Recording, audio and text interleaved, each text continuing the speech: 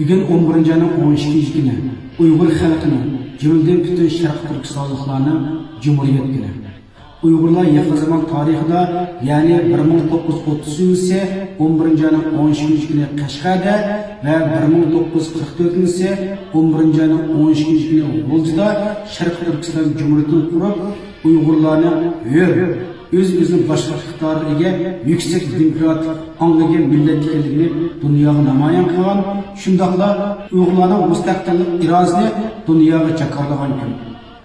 Minglagan shahidlarimizning qon badali kelgan bu kun chet ellarda Uygurlar har yili har xil shakllarda tabriklab kelmoqda. Chunki bu mustaqillik kunimiz chet ellardagi Sharq Turkiston davosining qabulnomasi shundaqla bizning ruhiy o'zimizdan iborat. Bu munosabat bilan 11 ayning 14 kuni Amir-Sulton Dam maydonida Sharq Turkiston Cumhuriyet kunini xotirlash faoliyati olib borildi.